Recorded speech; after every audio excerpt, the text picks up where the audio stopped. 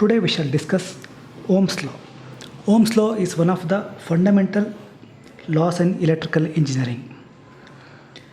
Let us take a conductor and I'll mark these points as A and B. So the current flowing from A to B is I. Ohm's law states that the potential difference V across the conductor at A and B is directly proportional to the current flowing through the wire or the conductor. So I can write in this way: V over I is equal to a constant. This constant we refer to as the resistance of the conductor.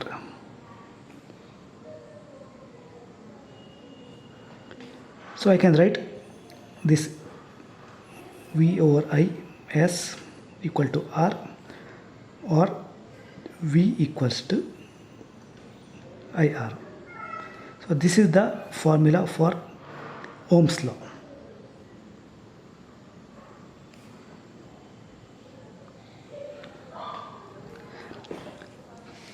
I write what is the textbook definition of Ohm's law.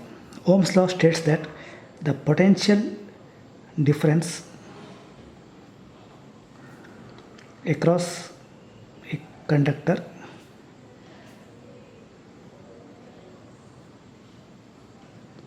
is directly proportional to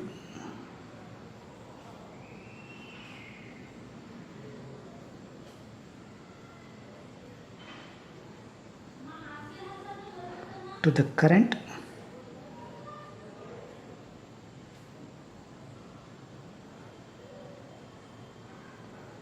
passing through the conductor.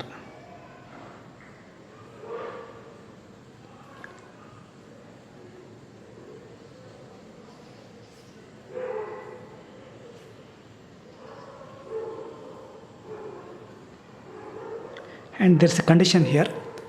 The condition is the temperature has to be constant.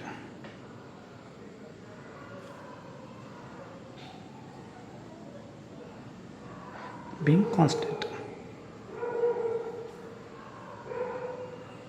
It is the temperature of the conductor through which the current is passing. So if temperature varies, then the value of the resistance also will change. So Ohm's law will be applicable only if the temperature is constant.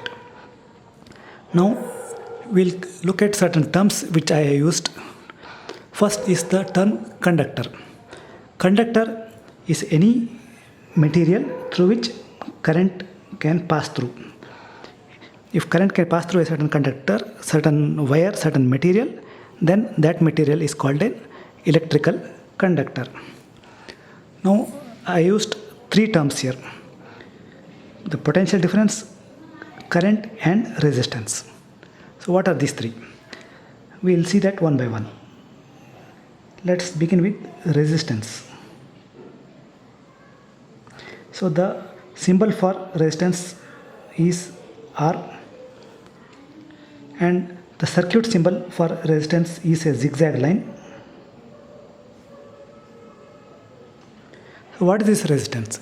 Resistance means it is the opposition offered by a material to the flow of current through it. So this is current I, and if a material does not allow complete current through it, it offers some opposition. That means it is offering resistance to the conductor, to the current. And the unit for resistance is ohm. After George Simon Ohm, who was a German physicist who proposed this law first. And the symbol for resistance is the Greek letter omega. If we say 20 ohms, that means the material is offering an opposition or resistance of 20 ohms.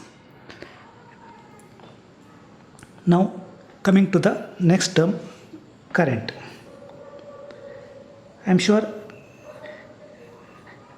most of the people in the civilized world have used the word current at least once.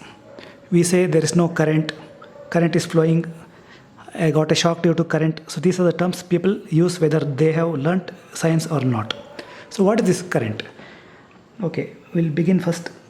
The symbol for current is I, as I used I in many places here. What is this current? We know that everything in the universe is made up of atoms. And atoms have basically three main particles: the electrons, the protons, and neutrons.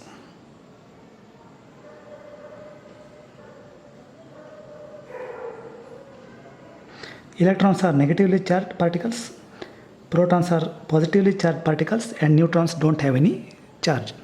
So when we say current, it means the flow of charges, and specifically flow of negatively charged particles, that is electrons. So when we say current in layman's terms, it is the flow of negatively charged electrons through the conductor. Actually, in the textbook definition of current it is the rate of flow of charges, that is number of charges flowing through a conductor per unit time. But in layman's terms, we simply say it is the flow of charges. Next, coming to the potential difference.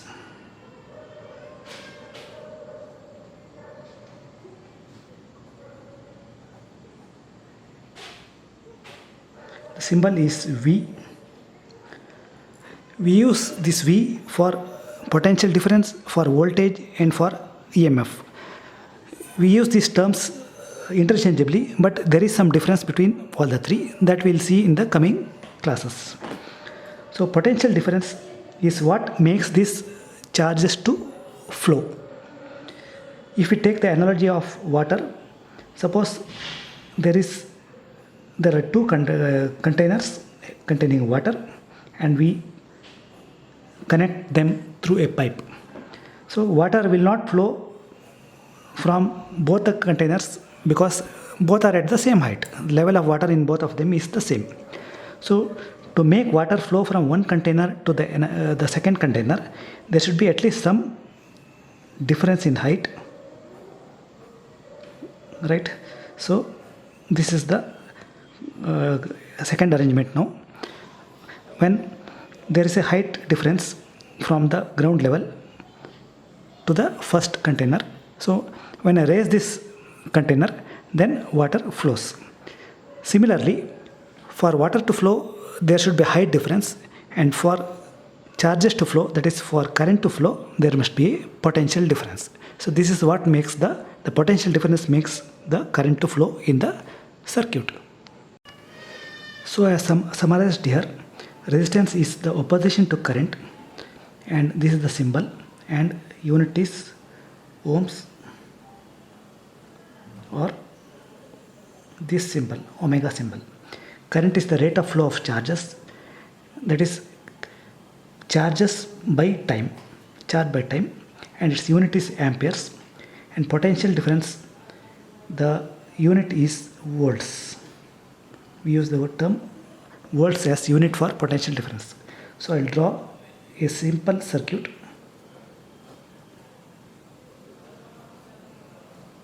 This is a cell that generates the potential difference, and this is the resistance.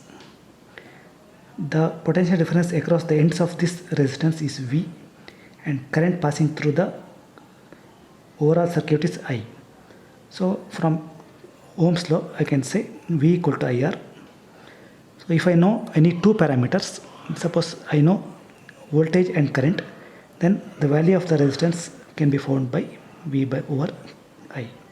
So Ohm's law is not just to find these three parameters, but it is used extensively in solving circuits, in circuit analysis, and lot more in complex circuits also. Ohm's law is extensively used to find various other parameters related to electrical engineering.